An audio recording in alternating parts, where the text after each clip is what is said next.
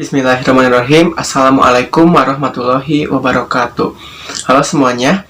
Sebelumnya izin memperkenalkan diri. Nama saya Rian Ismayadi, NPM 101209009. Selanjutnya, perkenalkan, nama saya Ahmad Radiansyah dengan nomor NPM 101200045.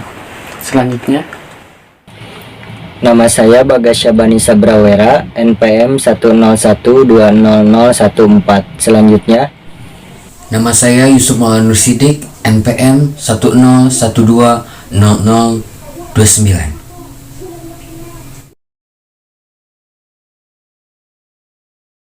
dan video ini ditujukan untuk memenuhi salah satu tugas mata kuliah perilaku konsumen. Di sini kami dari kelompok 9 kelas C3 program studi manajemen, dan pada video kali ini kami akan menjelaskan mengenai tipe-tipe konsumen. sebelum kita membahas mengenai tipe-tipe konsumen, alangkah baiknya kita mengetahui pengertian konsumen itu sendiri. Ada dua pengertian. Yang pertama yaitu menurut Philip Kotler dalam bukunya yang berjudul Principle of Marketing, bahwa konsumen adalah semua individu dan rumah tangga yang membeli atau memperoleh barang atau jasa untuk dikonsumsi secara pribadi. Yang kedua yaitu menurut pasal 1 angka 2 UU PK, bahwa konsumen adalah setiap orang pemakai barang atau jasa yang tersedia dalam masyarakat, baik bagi kepentingan diri sendiri, keluarga, orang lain, maupun makhluk hidup lain, dan tidak untuk diperdagangkan. Nah, jadi intinya, konsumen adalah setiap orang yang memakai barang atau jasa yang tersedia dalam masyarakat dengan maksud untuk memenuhi kebutuhan hidupnya maupun untuk berbagai kepentingan tanpa memperdagangkannya kembali. Nah, selanjutnya, sebelum membahas mengenai tipe-tipe konsumen, alangkah baiknya kita mengetahui tentang pengertian dari perilaku konsumen terlebih dahulu. Nah, di sini terdapat tuh pengertian tentang perilaku konsumen menurut para ahli. Di antaranya yaitu yang pertama adalah menurut Shipman dan Kanuk. Nah, mereka mengatakan bahwa teori ini adalah studi tentang bagaimana seseorang membuat sebuah keputusan untuk membelanjakan sumber daya yang mereka punya. Misalnya, uang, waktu, dan tenaga mereka untuk mendapatkan produk yang akan dikonsumsi. Kemudian yang kedua yaitu menurut Kotler dan Keller.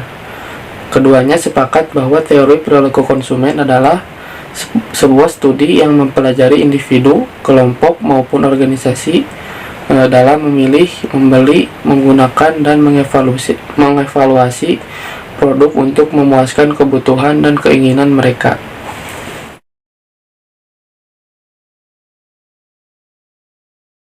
Bolehkah sinyalnya dengan corak yang lucu-lucu?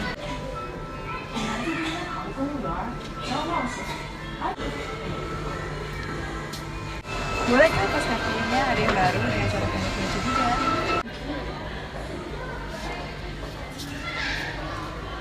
Tipe konsumen pendiam.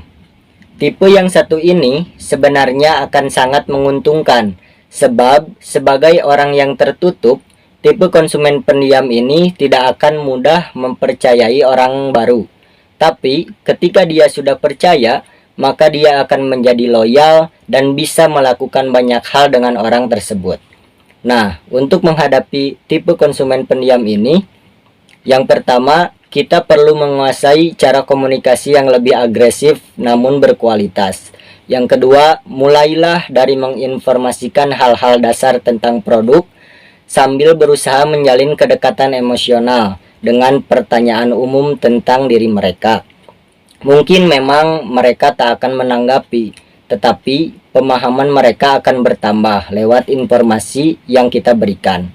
Nah, yang ketiga yaitu saat terdapat informasi yang mereka butuhkan, tak menutup kemungkinan mereka akan membeli produk yang ditawarkan.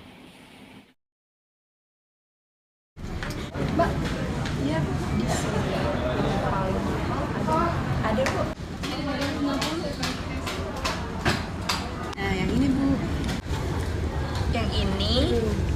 berapa? Nah, kalau yang ini harganya 5 juta, Bu. Hah? Cuma 5 juta? Yang limited edition nggak ada? Oh, ada, Bu. Ayo, cepet tunjukin. Iya, Bu. Nah, yang ini, Bu. Yang limited edition. Ini. Berapa harganya? Yang ini 15 juta.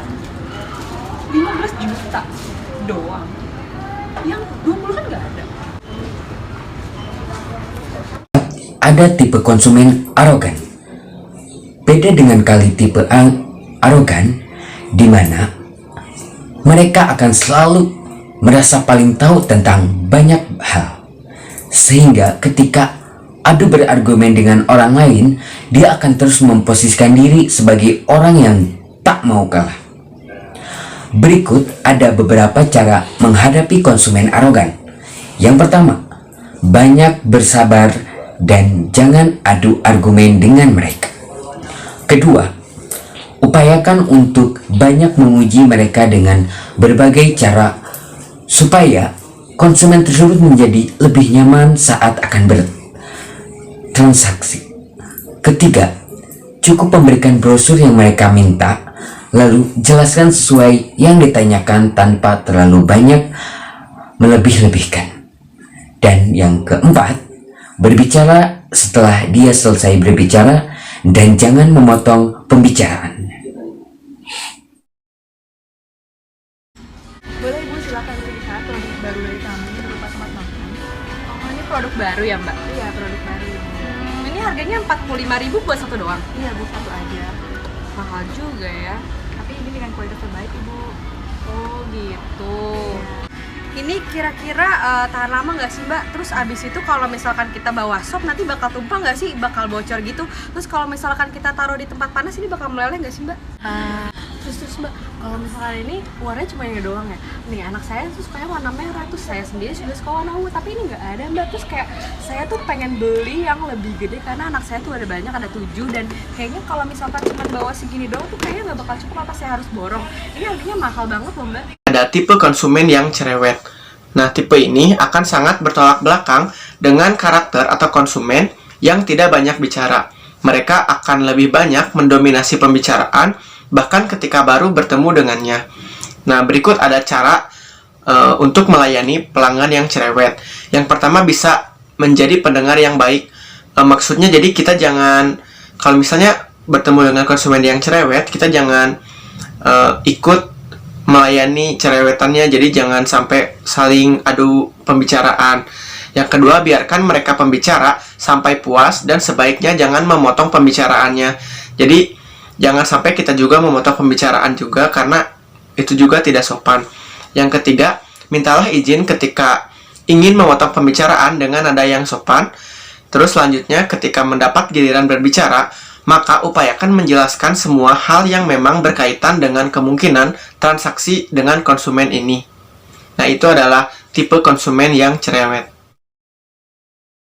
Itu teleponnya. Harganya berapa ya, Mbak? Oh, kalau ini 150.000, yang ini 100.000. Terus ini bedanya yang 150 ini apa ya? Oh, jadi dia materialnya lebih tebal, terus juga dia meleleh ya. Hah, tebal? Perasaan saya beli di pasar segini juga deh, sama aja. Terus saya juga beli cuma 80.000, di sini 150.000, mahal banget sih. Tipe konsumen pembanding.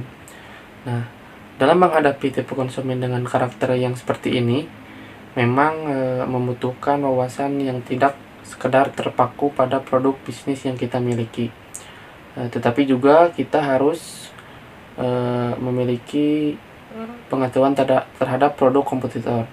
Nah, biasanya konsumen tipe ini memiliki kepiawaian dalam membandingkan dua produk sejenis dari produsen yang berbeda. Nah, terdapat beberapa cara dalam menghadapi tipe pembeli yang suka membandingkan seperti ini, yaitu diantaranya adalah mungkin yang pertama yaitu jika kita tidak ingin kalah diskusi dengan mereka, pastikan kita paham mengenai produk sendiri yang kita jual dan produk kompetitor. Nah, kemudian yang kedua, kita juga harus paham setiap informasi dan pertanyaan yang dilontarkan mereka. Nah, sebelum kita menjawab pertanyaan dari mereka.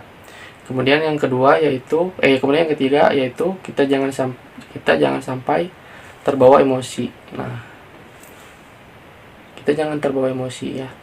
Nah, jika rasanya sulit untuk berinteraksi dengan mereka hingga tuntas dan berujung transaksi dengan mereka, kita jangan segan untuk mengajak serta pelayan yang lebih senior dari kita, yang lebih paham agar menjelaskan dan memberikan penjelasan mengenai produk serta keunggulan dari produk kita supaya bisa disampaikan secara lebih maksimal. Nah, untuk kesimpulan, setiap konsumen memiliki tipe-tipe dan cara yang berbeda saat melakukan pembelian produk.